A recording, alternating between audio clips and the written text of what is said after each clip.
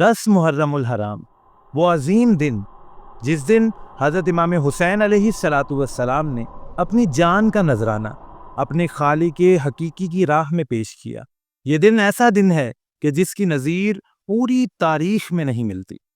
یہ وہ دن ہے جس دن آل رسول تپتے ہوئے صحرا میں شہید کر دیے گئے، اور یہ لڑائی کفار سے نہیں تھی، بلکہ یہ لڑائی ایسے لوگوں سے تھی جو کہ دین اسلام میں ترامیم کرنا چاہتے تھے، جو کہ دین اسلام کی اصل روح کو تبدیل کرنا چاہتے تھے، جو کہ دین اسلام کے اصولوں کو تبدیل کرنا چاہتے تھے۔ لیکن حضرت امام حسین علیہ الصلاۃ والسلام نے ان کی ہاں میں ہاں نہیں ملائی، انہوں نے بیعت نہیں کی، انہوں نے جھکنے کے بجائے اللہ کی راہ میں قربان ہونے کو ترجیح دی۔ لیکن اس کے بعد کیا ہوتا ہے؟ جب تمام شہداء یعنی 72 شہدائے اکرام کربلا شہید ہو جاتے ہیں، اس کے بعد کیا کیا جاتا ہے؟ اس کے بعد ان لعینوں کو سکون نہیں آتا، اس کے بعد ان تمام شہداء کے سروں کو نیزوں پر ٹانگا جاتا ہے، یعنی نیزے کے اوپر لگایا جاتا ہے۔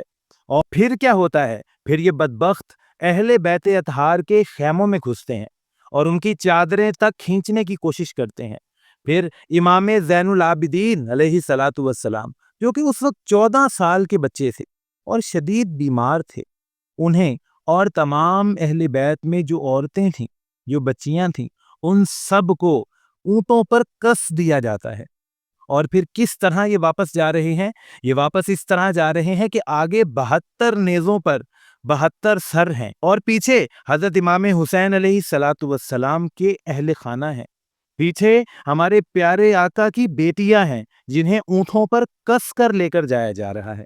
کہتے ہیں کہ جب یہ قافلہ وہاں سے گزرا جہاں یہ تمام شہید ہوئے تھے، تو وہاں پر جو ان شہداء کی جو لاشیں تھیں ان کو بھی پامال کیا گیا تھا، یعنی ان سے کپڑے تک اتار لیے گئے، اور اس کے بعد 10 گھڑ سواروں کے ذریعے ان لاشوں پر گھوڑے دوڑائے گئے، جس کی وجہ سے ان کی لاشیں پامال ہوئیں اور ہڈیاں تک چور چور ہو گئی۔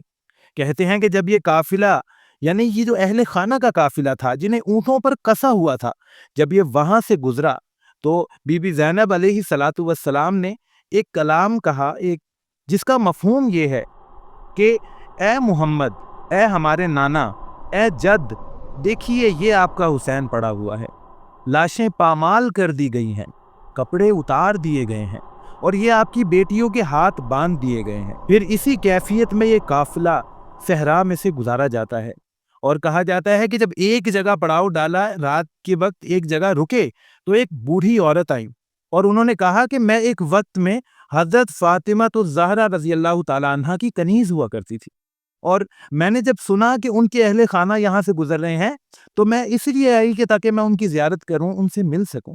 یہ اس بات کا مفہوم ہے۔ اور پھر اس عورت نے کہا کہ اس وقت ان کی گود میں ایک چھوٹی سی بچی تھی جو کہ 6 سے 7 ماہ کی تھی، اس بچی کا نام زینب تھا۔ تو پھر حضرت بی بی زینب علیہ الصلاۃ والسلام نے فرمایا کہ اماں، وہ زینب میں ہی ہوں۔ آپ سوچیں پیارے مسلمانوں، یہاں پر سوچیں، غور کریں، یہ کون ہے؟ یہ ہمارے پیارے آقا کے گھر والے ہیں، یہ ہمارے پیارے آقا کے اہل خانہ ہیں، یہ وہ ہستیاں ہیں کہ جن کے بارے میں پیارے آقا بتاتے رہے ہیں، بار بار بتاتے رہے ہیں، فرماتے رہے ہیں کہ ان سے پیار کرنا، یا اللہ پاک جو ان سے پیار کرے تو اس سے پیار کر، جو ان سے بغض رکھے تو ان سے بغض رکھ۔ آج یزیدیت اور ان کے ساتھیوں کو ڈیفینڈ کرنے والوں، یہ سن لو، اللہ کرے کہ اگر تمہیں ہدایت نہ ملے تو تمہارا بھی حشر یزید اور ان کے ساتھیوں کے ساتھ ہو، کہ جن کو تم ڈیفینڈ کرتے ہو نا بار بار کہ یہ تھا وہ تھا، تم دیکھو تو صحیح ہوا کیا ہے، یہاں پر ظلم کس پر کیا گیا ہے، یہاں پر کس کی اولاد کو صحرا میں پھرایا گیا ہے، کس کی اولاد قتل ہوئی ہے، کس پر ظلم ہے۔ یہ بات جب انسان سوچتا ہے نا اپنے گھر پر، کہ تمہارے گھر میں کوئی گھسے یا ہمارے گھر کی طرف کوئی دیکھے، تو ہمیں پتہ چل جاتا ہے کہ یار غیرت کیا چیز ہوتی ہے۔ دل کرتا ہے کہ اس انسان کو ختم کر دیا جائے، کہ جس انسان نے ایسی گھنونی جرات کی ہو، تو وہ تو رسول اللہ کا گھر ہے، ان کے گھر والے ہیں جن کے ساتھ یہ سلوک کیا جا رہا ہے۔ آپ سوچیں کہ جب یہ قافلہ مدینہ واپس پہنچا ہوگا درباروں میں دھکے کھاتے ہوئے، تو کیا کیفیت ہوگی؟ وہ قافلہ کہ جو جب نکلا تھا تو اس میں کتنے بچے تھے، کتنے جوان تھے، کتنے چاہنے والے ساتھی تھے امام کے. اور جب یہ واپس جا رہا ہے تو اس میں کوئی مرد نہیں بچا سوائے ایک چھوٹے بچے کے، جن کا نام حضرت امام زین العابدین علیہ الصلوۃ والسلام تھا. اور کہتے ہیں کہ ان کی باقی عمر اس طرح گزری کہ جب وہ کبھی پانی پیتے تھے تو ان کو غشی آ جاتی تھی. اور کئی دفعہ ایسے ہوتا تھا کہ وہ اپنے گھر سے نکلتے تھے اور ویرانے میں چلے جاتے تھے اور وہاں اللہ کی عبادت کرتے رہتے تھے، اور باقی عمر انہوں نے اسی طرح گزاری اور روتے رہتے تھے. وہ کبھی سوچیں تو صحیح کہ یہ ہوا کیا ہے اور یہ کس کے ساتھ ہوا ہے. اب ہمیں اس واقعے کو سمجھنے کی توفیق دیں. اللہ پاک ہمیں امام حسین رضی اللہ تعالی عنہم کے نقش قدم پر چلنے کی توفیق عطا فرما کر وقت کے یزیدوں کے سامنے کھڑے ہونے کی توفیق عطا فرمائے. آمین ثم آمین.